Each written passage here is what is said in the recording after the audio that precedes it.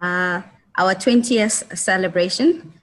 We will, as you know, IBASA is turning 20 this year. And so we'd like all our members to know that we're turning 20, and we'll be communicating how we're going to be celebrating to all our members via our email communications. And as you know, we've also launched our regions. We are encouraging all our members to participate and get involved so we can grow this organization. And that is all from me. Great. Yes. Looking forward to some birthday celebrations then. Yes. 20 years, that's quite a history.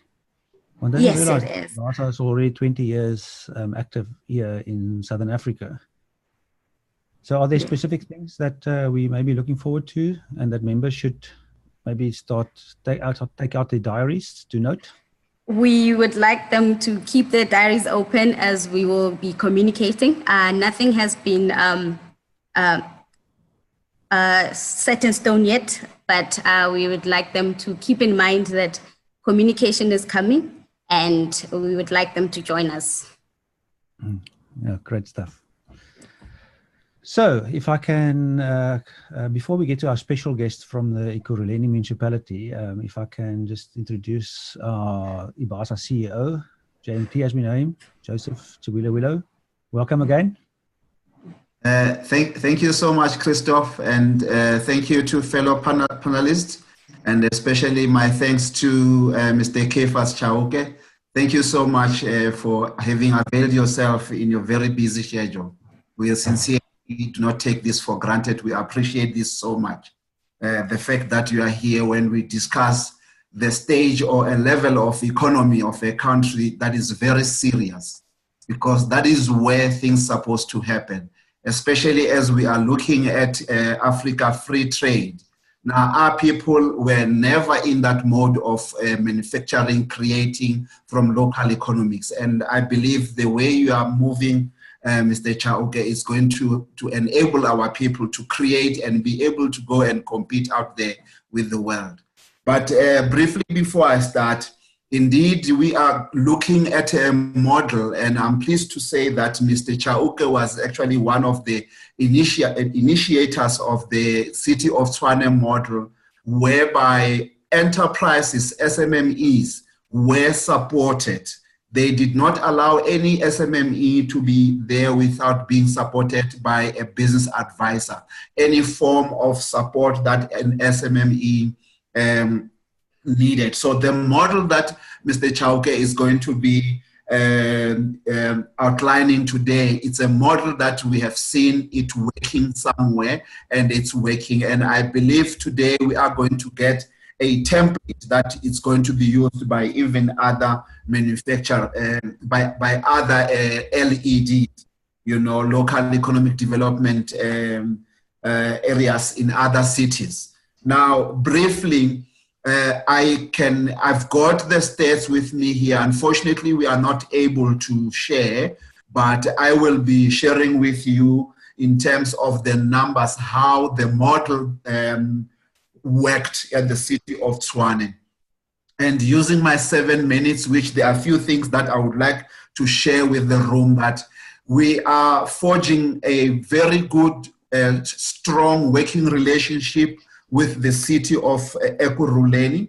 And as it is, we are discussing a conference that's coming in May that will be looking at policies that have been created for SMME Black industrialists. And we believe that this conference is going to help stakeholders and all who are participating, especially while at the same time we are looking at professionalization of business advising and also creating standard for business advisors.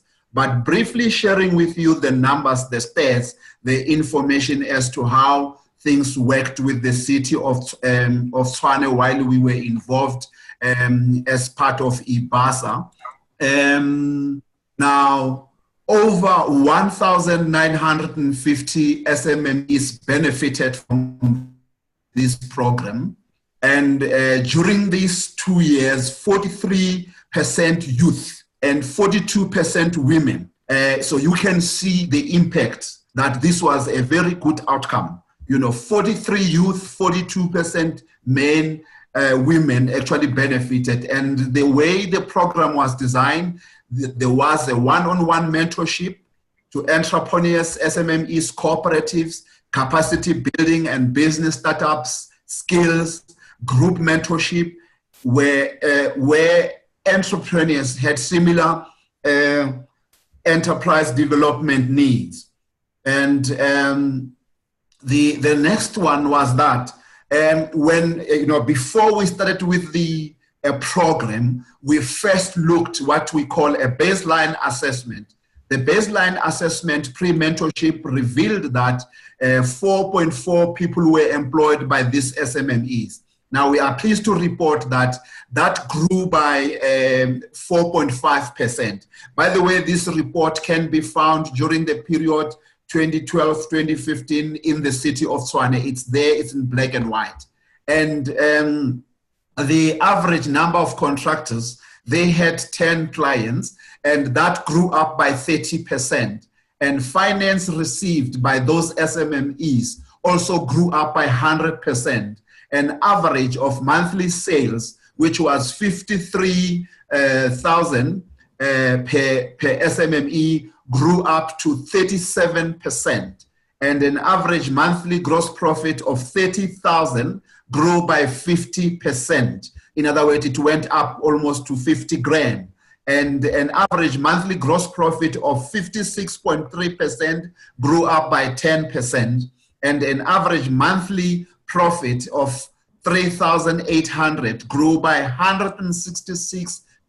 An average net monthly profit by 7, which was sitting at 7.1, it grew up by 108%.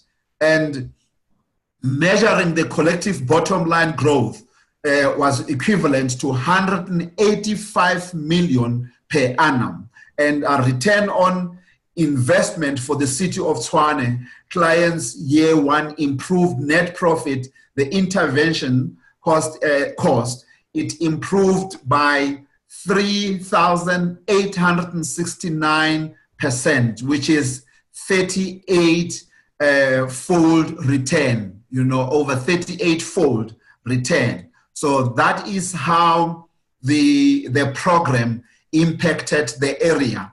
And we did a similar program with Gauteng Enterprise Propeller, which also gave us a very good results. So I see that the screen is now back. I was looking at my one and I'm glad that it's here and you can see now. These numbers are not thumbsuck, are numbers that are there in the report with the city of Tshwane. And I am pleased that the same model and even better, Mr. Chauke is putting together a model that is going to impact and assist Ekurhuleni and business people and SMME to grow the economy as we go forward. And I think my time is over. I see that now is the Ekurhuleni screen. I don't know if you're chasing me. You know what, Jayanti, I intended introducing you, so you kind of took the whole bite of the cake now. Sorry. No, that's cool. So what would you say in the Tshwane project was that those huge results that were achieved? What are the main contributors towards the effect that we had there? It's, the willingness from bureaucrats. I'm sorry, I need to say that, Mr. Chauke. The willingness from bureaucrats and even we assisted by politicians to assist our people. It's what is key. Because even if IBASA is there with all the tools and the experience and the knowledge on earth, and our people are not exposed to kind of interventions that are needed by them, it won't happen. So it is so important to partnership with stakeholders in private and public sector that we work together to empower our people. And I believe that the key was partnership, and that together with the support of those who were in leadership who allowed this thing to happen. And indeed it happened, and that is why we can today speak about these good results that came out of it. Great stuff. Thank you very much. We'll come back to those points because we do have time for discussion at the end too. But before we get to Mr. Chauke, about the plans that they have and the use of business advisors within the programs, may I ask that in the chat area, you know, we are about 50 people in the room now. In the chat area, if you can introduce yourself, because most of us are business advisors or involved in business advice in some way or the other, and just type, your name will appear there, and you can say where you're from and what your focus area is. We've done this in the past, and by the way, with great effect, because people have connected with each other afterwards and have started working on some projects together. So this is also a networking event, even if it's online. So if you're in the room, I said earlier there's some familiar names and some new names. So if I can just shout out, like for Dion, for instance, or Gloria, or Grace, or Itisani, or Lebuhang, or Lindiwe, you guys come, tell us where you're from and what your focus area is in this field. There's Shirley that we had on one of our calls, Vinod, who's a director of IBASA, Portia, a familiar name of people that have been on the call before, Rob, Sahar, Shirley, I've just mentioned Siva. Hi, Siva is on the marketing committee of IBASA with me, Tabani, Travi, there's Welcome. I've never met Welcome, but welcome. I couldn't resist saying that. Yeah, so make use of the opportunity just to let other people know about what your focus area is, what the value is that you create in the business advice field, and you never know, you know, sort of there may be things that are good to come from that. And I also see that we have quite a range of places that people come from Port Elizabeth, Rob, Peter from Pretoria, Lynn from Cape Town, and so on. So Bao, it's the first time I see you, but welcome here. Nomtandazo from Poki Consulting. I thought it was a place who's focusing on advisory. But good morning, everyone. And we will, towards the end of the webinar, also have the opportunity for you to share some of your impressions and your comments, which is important to note because this forum is for us to be developing our insights and empowering us better to make a difference. So I wanted to ask you, apart from now chatting away there in the chat area, and thanks guys for the great response, it's just kind of flowing there. It took a moment for everyone to get going. I would like us to look at a second question, a second poll, which is topic related. And the question there is, why do small businesses and entrepreneurs battle to get support from business advisors? So this is the perspective of the small business owner or entrepreneur or the manager owner of a small business. Why would you say, from your perspective, is it difficult for them to access business advice services? So remember, the topic that we're discussing here is how, on a local level, the developments can increase the impact of small businesses through programs that include business advice, and how business advisors can connect with their clients better. So, but from the perspective of the small business operator, if you can select up to 3 options there, don't select all of them. That will defeat the purpose of doing a poll. So that we can get the sense from your perspective what it is that small businesses are struggling with in accessing business advising services. And I see we are heading towards business advisors are too expensive as one of the leaders, along with don't know where to source possible service providers from. So information about where to get the services and the cost of that. Also own cash flow already under pressure. They can't afford it here. So cost, clearly a issue for small businesses. I'll keep this poll open for a moment more. So please vote there, and we can come back to the result of that. but there's some indicators for us, sort of if costs are an issue and if people don't know, small businesses don't know where to go to for support, how can programs intervene? And we're very lucky that we've got the City of Ekurhuleni in the room with us to talk about their plans. Mr. Cyphus Chauke, I've only really heard what JMT talks about, what your plans are. So, and that's he set you up for explaining something marvelous here today. So,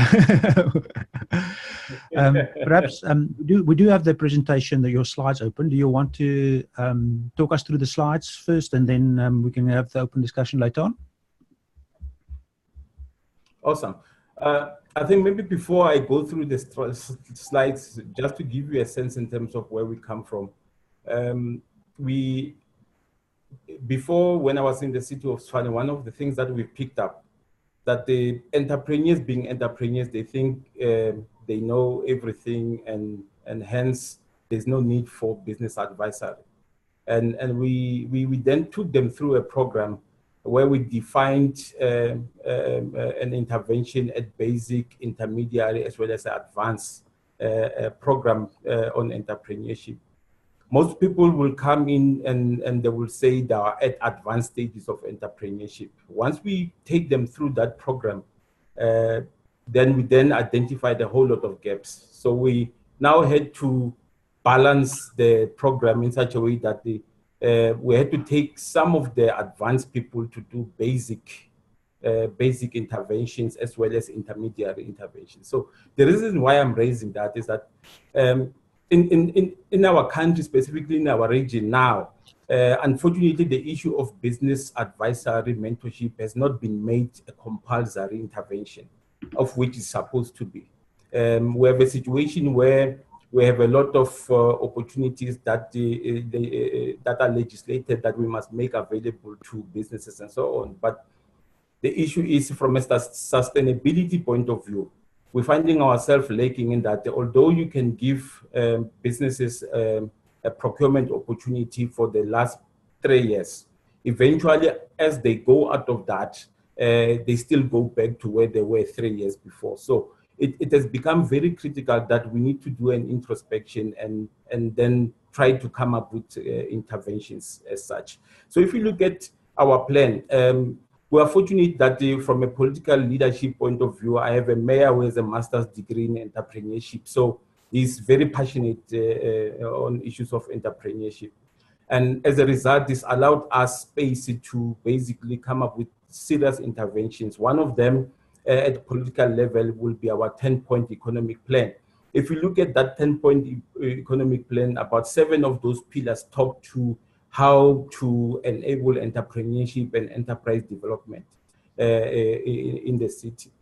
We then went further to look at our local capability in terms of, we know that the manufacturing is our strength, we know logistics is our strength, we know aviation is our strength, but we also said, what are those dormant sectors that can be leveraged to mainstream both emerging businesses as well as established businesses to basically connect. So our approach tended to move towards facilitating strategic partnerships, partnerships that leverages of each other for the mutual benefit. Of course, the big guys will have a particular agenda, but the same will apply to the emerging guys. But then the key issue here was then to identify the key sectors that are particularly important to us. In addition to those sectors, we then said one of the key issues that affects survival of entrepreneurs in our space was the issue of skills, the issue of educational background, issues of technology and all of those things. So we needed then to basically bring together all of those key elements to enhance the sectors and the clusters that we are working towards developing and leveraging, but more importantly, to make sure that we create a pipeline that will basically move small businesses throughout the entire value chain until they are at a stage of development.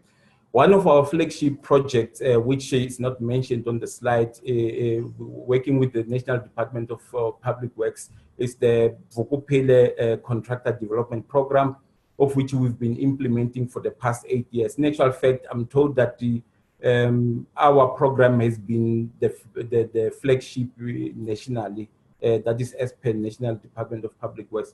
This is basically taking learner contractors at CIDB grade 1 and putting them through a developmental program over 3 years through a CETA, construction CETA learnership.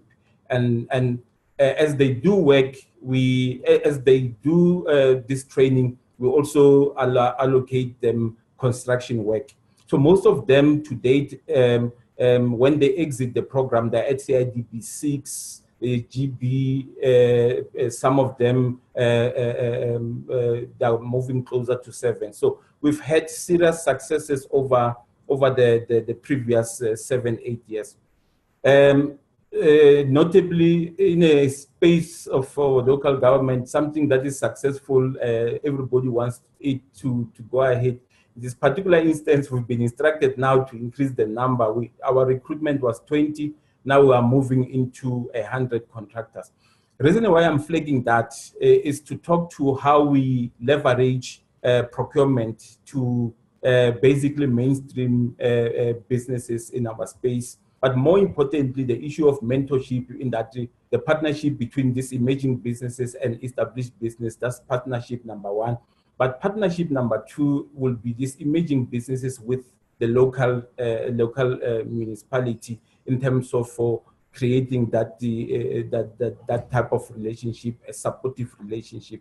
But then the third relationship, which is critical, and that is why we are venturing into this discussion with IBASA, has been on the issue of mentorship and advisory part, wherein we have capacity to intervene, capacity to direct these businesses, especially businesses that get business out of us. We don't want to repeat the mistakes of the past, where we give you business and then eventually you still go past. So in the long and short of our approach is that, and we are targeting in terms of our approach to empower about 2,000 youth-owned businesses. This is our immediate program. We've already done the legalities, so we've got about 2,100 businesses that have now registered in our database, and we're hoping that before June,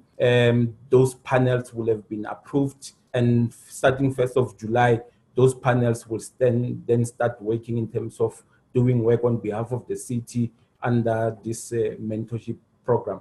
However, the capacity that we are now seeking to build is to make sure that as these businesses go into service provision and relationship with us, we create a good base and support structure to make sure that they don't falter in what they do. We also have another intervention as my parting shot, where we invest in business infrastructure. To date, we have developed no less than 6 what we call mini industrial parks in various townships. And for the first time, we are now developing a massive infrastructure in a 100 hectare plot, wherein we're developing, we are using the former Small Business Development Agency model to build in infrastructure to enable those companies that will have come through our interventions, small scale, those that are growing, those that are deserving to have operating space that is professional, that has all the services, and of course in an environment which is more professional. Thank you. I see the slides are on, but I suppose my presentation will have covered the essence of the slides. Yeah. Yeah. So I do have your slides up now. I'm not sure if there's something specific that you want to talk to, but I do see there that you talk about the integration there between the public and the private sectors. I'm not sure if you can see the slide. That's the first slide in your presentation. Shall I page through to a specific one that you would like to talk to? Then you can page through the next one, because this slide basically talks to the policy framework, and the next one basically is a combination of the various interventions, as I've indicated. One of the key issues there is that we needed to basically strengthen our capability from an intervention point of view. And in doing that, the issues of public-private partnerships are coming in very strongly, but also the issue of infrastructure development, both at the level of strategic level, but also private sector infrastructure. For example, one of the things that we are working on now is that if a developer will be developing a mall in a particular township, inherent or embedded within that mall should be space for small, medium, micro enterprises to also be incorporated as part of their development. But the issue of skills and academic intervention is also very critical to us. And we understand that not everybody, not all entrepreneurs will be able to go for formal type of interventions. But we also believe that the capacity that we bring from a business support, business advisory, and all that will basically assist to bridge the gap and create that kind of capacity. So we are at the stage now where we are formalizing our enterprise development framework, having learned the lessons that we've learned.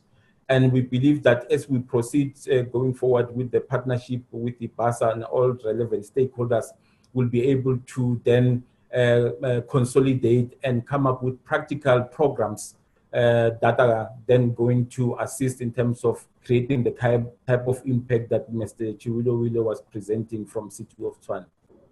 Yeah, great.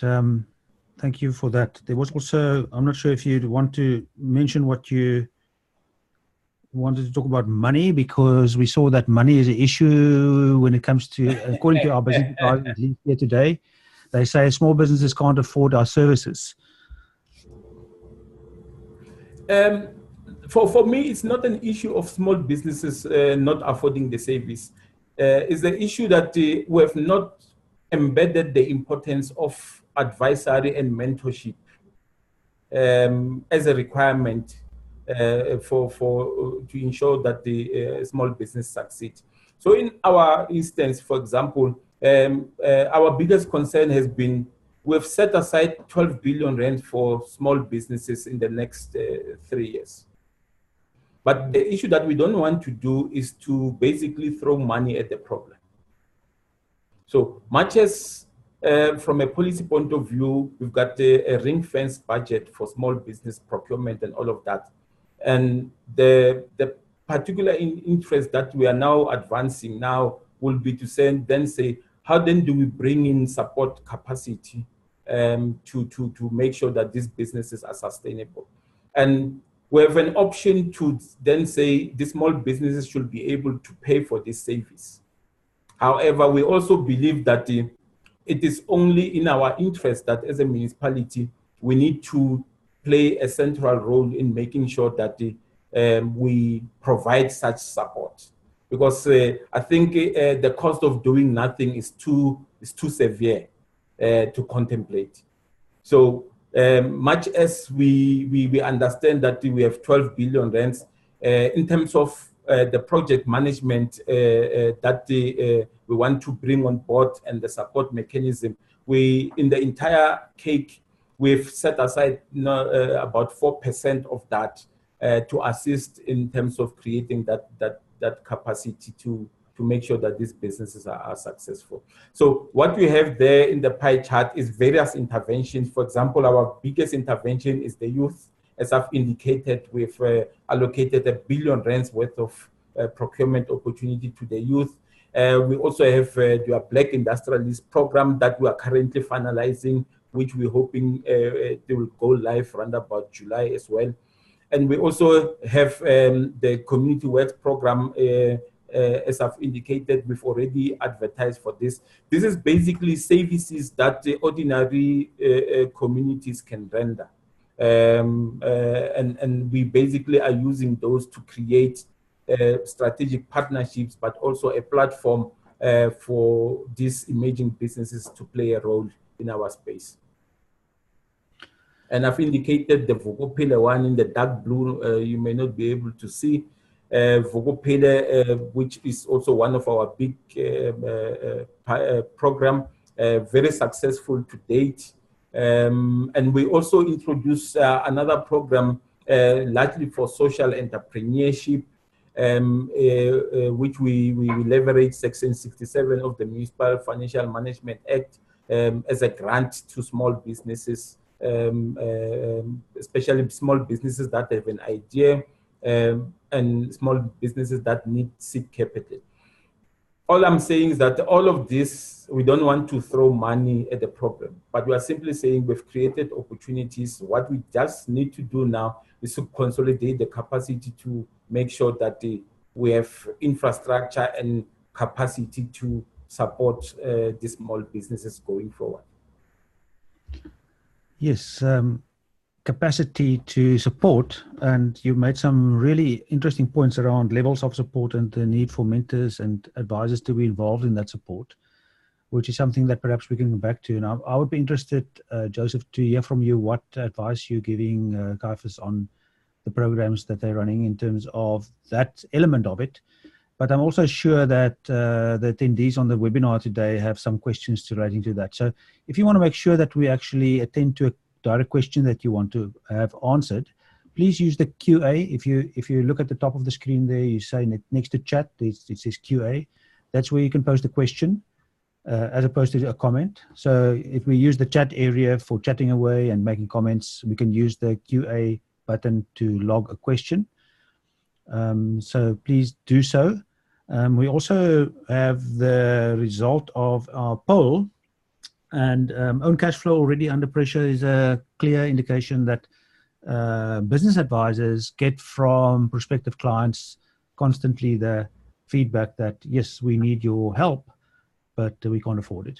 And I suppose that in that sense, the kind of programs that we are discussing here today could also play a big role, because it makes it more accessible for entrepreneurs to get access to those services. Also access to information about those services score high. So let's stop sharing that. And talking about polls, let's go on to the next question, which is more related to business advisors. This is the mentors and coaches that has been mentioned. So why would you say, us 50 odd people now on the webinar here today, why do business advisors battle to meet the demand for supply by small businesses and entrepreneurs? And there's also a whole set of options there for you. Please select the top 3 in your mind. Sort of can't charge professional fees, so they ignore those clients. They are sponsored programs, and therefore distorts the market for people that are selling their services within the market. Don't know where to find businesses in need of help. Focusing on large, better established businesses, following the trends such as corporate ESD spend, sort of rather than going for the small businesses, go for the corporates that are supporting them. Don't have required expertise to offer, not keeping up with the changing skill sets needed. Those two are perhaps related. No national system of professional business advice that regulates how business advising is happening, and can't afford to travel to where the clients are, or other issues. So select 3 of those. Sorry, I haven't launched the poll yet, so I'm speaking to myself in a way. If you can select 3 of those and vote on them, which you reckon the most important 3 reasons are for business advisors, as opposed to the entrepreneurs that we already asked about, what they battle with in terms of reaching out to entrepreneurs in need of help. So you can see the poll there. Can anyone on the panel just indicate to me you can see the poll now?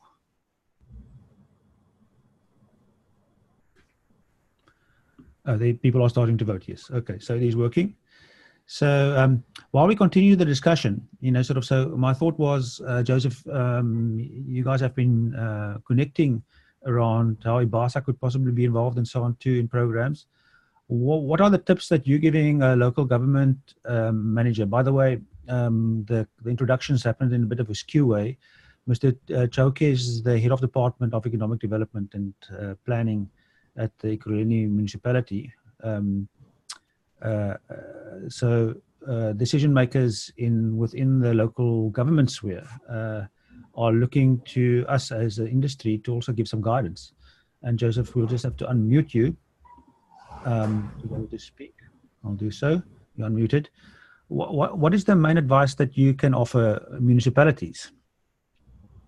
Before I actually offer the municipalities any form of advice, it's really, there's key words that I picked from Mr. Chauke's presentation, that mentorship and business advising is not embedded as part of the support for SMMEs as a requirement, and that they are not prepared to throw money to the problem. And I agree fully, 100% with that. Now, the challenge that is there for the municipalities, it's not themselves, but also the industry itself. I'm referring to the business advisory industry. Now, we would not want to give the municipalities people who will cause these SMMEs to even fail further or fail in a very huge way. Now, it is important as well for the industry to be well integrated and professional, and we have standards. So now, the advice, if I may put it in a form of an advice, is that they should not use any person who is not been graded or does not belong to a professional body. So there needs to be control of the kind of people, because we know that a lot of our people have lost monies where they were retrenched and they took their retrenchment package to start a business and did not get a professional person who belonged to a professional institute, people of integrity, who are honest, who will assist them to build their businesses. And it is therefore important that these members also adhere to the requirement of continued professional development. I've heard you mention that people need to look at the changing requirement of skill set, so that you make sure that you acclimatize yourself with the changes and you keep yourself updated with the development.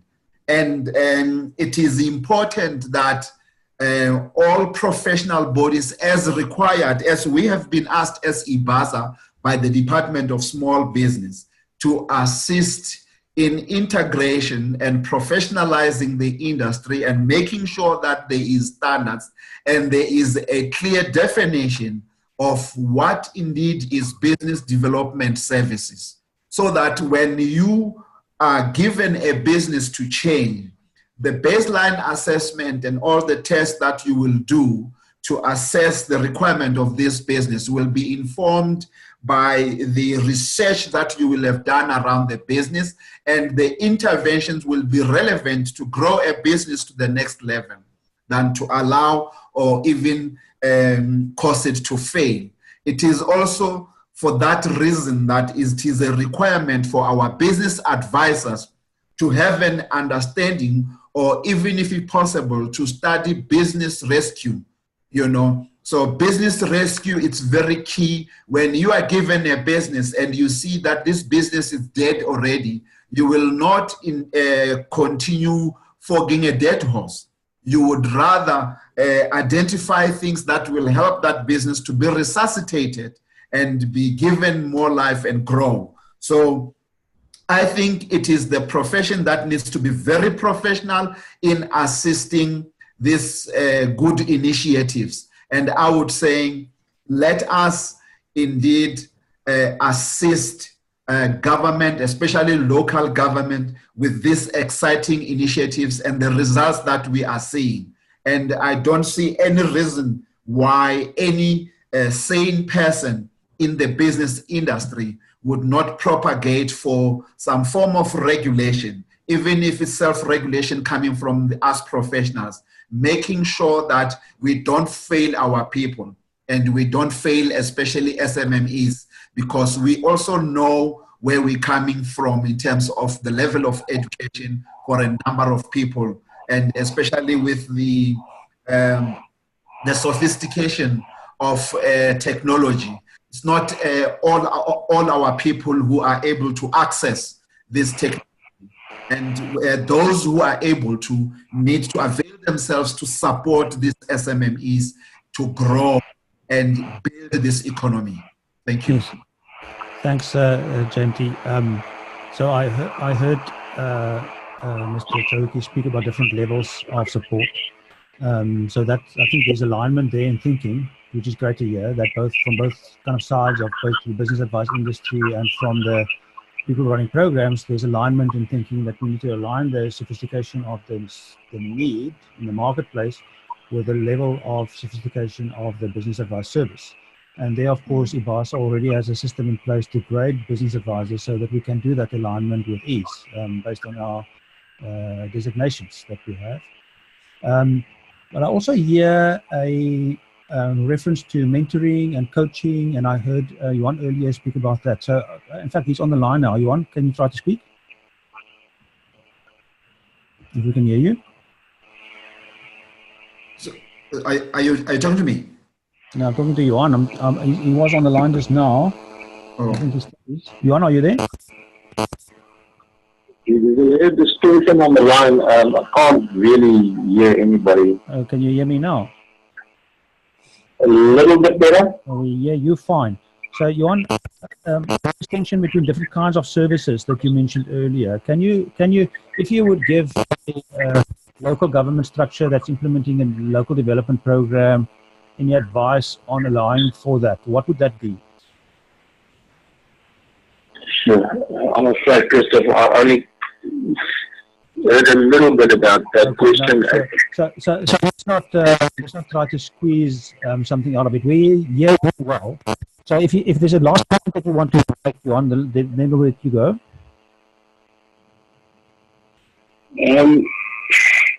Yeah, I'm afraid, Christopher, I can't hear you. Let's try for a future time to see if we can actually bring that discussion online too. But returning to the other people in the room, which I suppose is in a way the most important people, the business advisors that are out there practicing. We had one question that now is answered by Joseph in text, but what is the requirement from Bouwer de Klerk? What is the requirements for SMEs to get involved in programs like this? So maybe that is something, Mr. Chauke, that we can talk about, sort of is how small businesses actually join these programs. But before we get to that, we voted on the poll asking what business advisors battle with in terms of connecting with small businesses as clients. And the one that stands out at 71% is that we can't charge professional fees for the certain segments of the client base. Some others that score high is don't know where to find businesses in need of help. Oh, that's interesting. Sort of, I think you can knock on any business's door and you will find people in need of help. But maybe there's a topic for us to look at a future webinar as well, is, sort of how to present yourself in the marketplace so that that is not an issue. That should not be an issue. So I'm going to stop sharing the poll. That's quite interesting to note. It's kind of predictable in a way that both from our perspective, both the business advisors and the entrepreneurs see the issue the same, and that is one of affording services. So shall we tackle Bouwer's question quickly? With the planned programs for the city of Ekurhuleni, what are the requirements? How do small businesses, SMEs, enter programs like that? Okay, no, thank you very much, Chris. One of the key issues that we need to contend with, especially in this space, is how do we make our information available? Because these programs are open to any entrepreneur that is in the city, and the support is also available and open to any entrepreneur in the city. But the issue that we've then picked up to be a serious constraint is access to this information. What we've since started doing We have now opened our first center in Kempton Park. We are still beefing it up. We are planning to open 2 more centers, one in Germiston. This should be around about September, October, and then another one in Brakpan. The reason why we're talking these 3 centers is because they then are at the center of where and proximity of where the entrepreneurial community of Ekurhuleni is located. But what we also have picked up, and I think this webinar has confirmed my suspicion, is that we've not used technology optimally to assist us from an access point of view. So one of the key issues that will be advancing now. In actual fact, we've already finalized the development of a portal. This portal basically talks to creating opportunities for young entrepreneurs and so on. So we're hoping to launch that by around about June. But that information is readily available. Unfortunately, at the moment, it is only accessible through the offices of the municipalities where we've partnered with NYDA and so on, just as a conduit to disseminate that information. But other than that, people are most welcome to interface with me. I can leave you with my details for further engagement.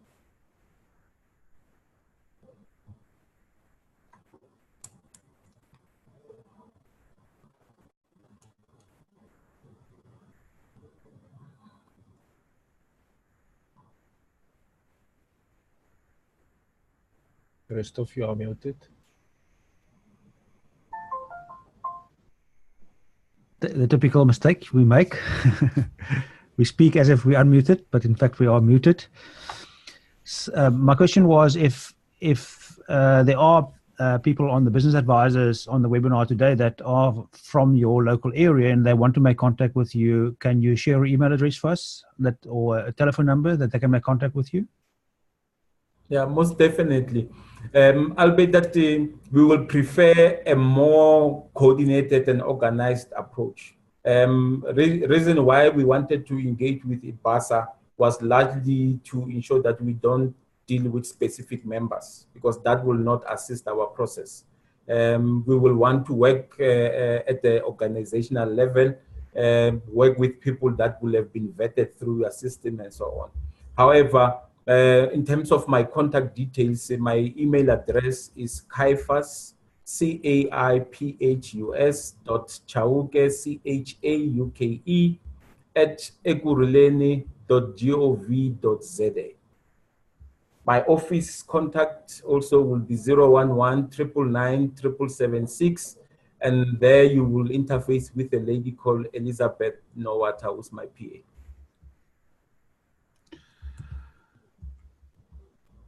Great stuff. I'm just putting in the email address there. Oops. Need to do it to everyone. There we are. But I think the more important one is perhaps the IBASA one, because as you say, it is through IBASA that you would like to engage, so that it is in an organized way and the right matching can happen and so on. And that is admin@ibasa.org.za. So prefer the admin@ibasa.org.za. If you want to put your hand up as someone that's interested in working with the Ekurhuleni municipality, then you can do that. But there's also Mr. Chauke's email address for those of you who want to make contact. Can I come in, Chris, there? Just briefly. Yes, please. Yes, please. Yeah. Indeed, we are actually in the process of moving part of our office to Ekurhuleni. So very soon they will be informed. In May, we shall be launching the Gauteng chapter of and we will be doing it in Ekurhuleni. So there will be, and members, those who are listening today, must expect an invite to attend the conference that I spoke about.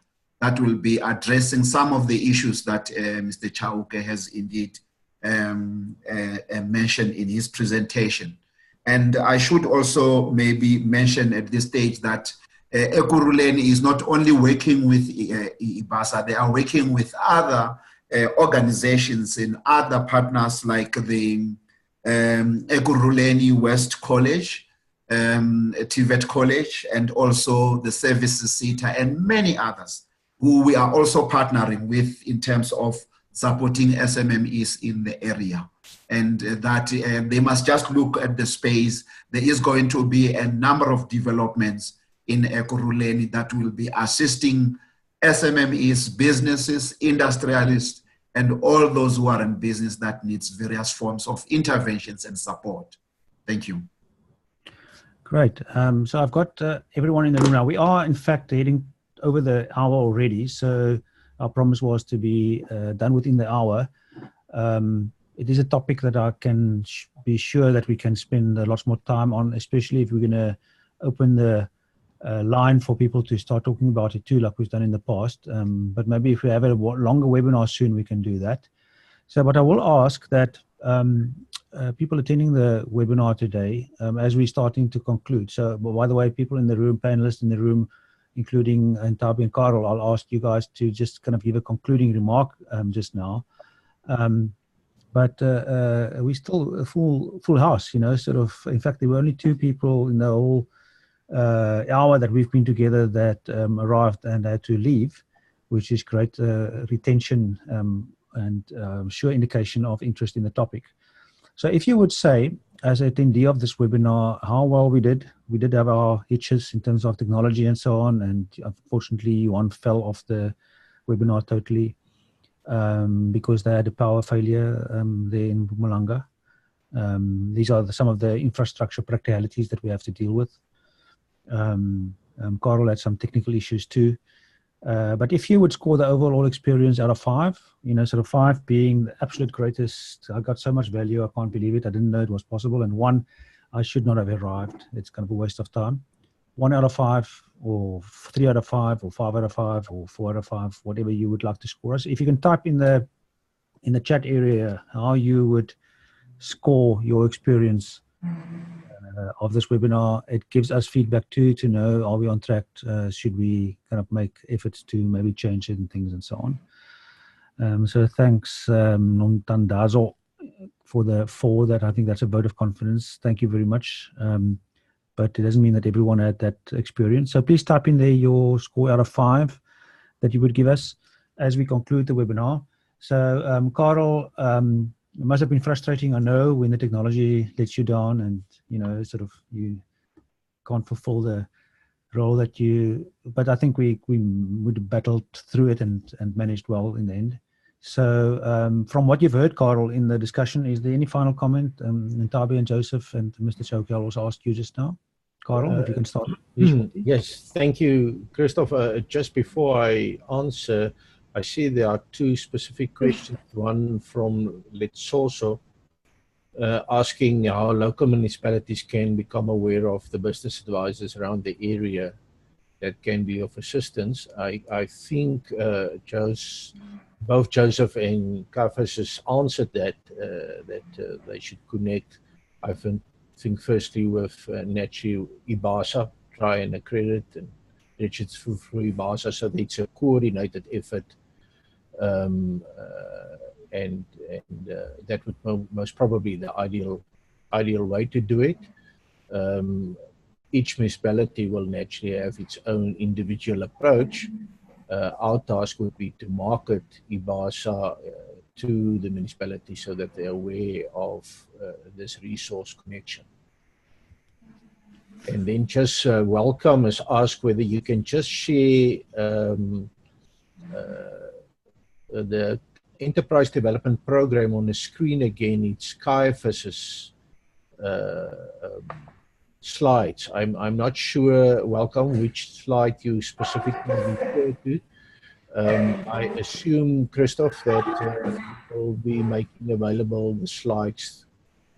Yeah, so let's say if you want, Kapangwa, if you want the slides, if you can just email that admin@ibasa.org.za email address, and we'll forward you the slide. If we can make that, anyone that's interested in that. But thanks for picking up the questions came in here at the end, Carel. And Tabi Singh, if I can move on to you. So this was your swan song on the webinar. So I hope we'll see your face soon here to give us updates on IBASA's membership and so on. What would you like to comment about? I just want to comment that if everything that was said was very important, and if you would like more information, the office is always open. Our emails are working, and our phone number will always answer the call, and we'll always try to assist you with everything that you need. Great stuff, and we can see the number there behind your back to call. Yes. Which I suppose is soon to be changed if the office is going to move. So no, it's not going to move. No. Yeah. Oh, okay. Sorry. That one will remain. Part of the office will still remain. Okay. Cool. Yeah. Great. So Joseph, if you, before Mr. Chauke, I'll give you the last say in our webinar today. But Joseph, if you want to wrap up what your impressions are, and specifically how IBASA members may anticipate these kind of discussions to unfold. It is for the first time where we've had about 55 people attending, and there's still 50 staying on. This is a serious, confirmation of confidence that indeed they are valuing this meeting.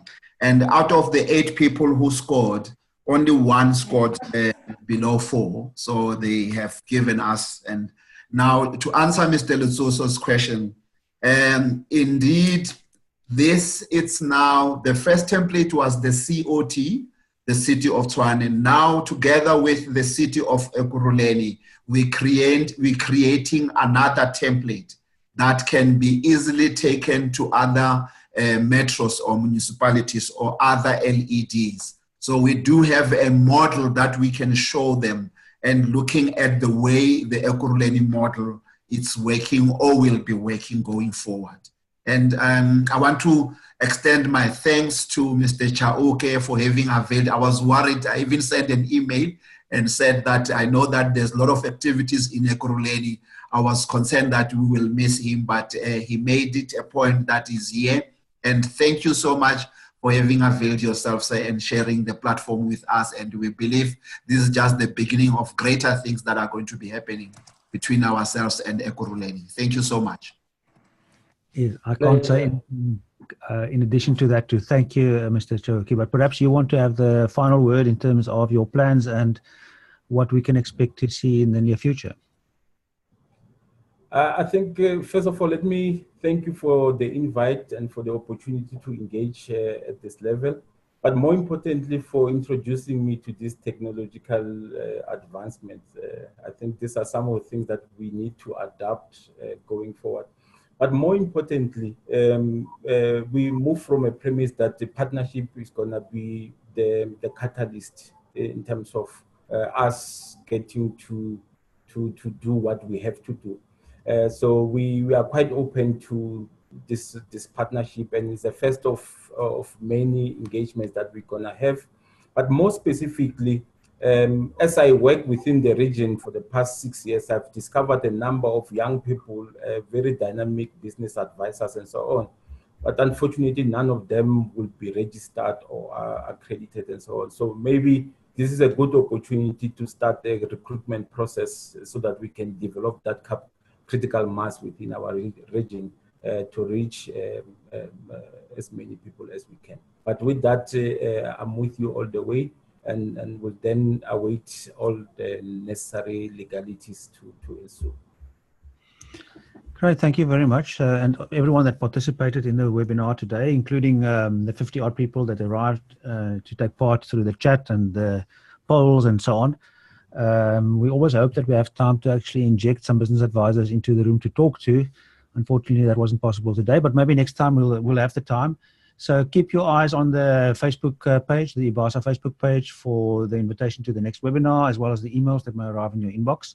By the way, also, we open for suggestion of topics. So if there are any ideas, please communicate with the IBASA office on what you would like to have covered in the webinar series that we're hosting here. So a good week, rest of the week for everyone, those that are going on Easter holidays. By the way, my camping gear is all being polished as we speak. going to the Kalahari to watch some lions.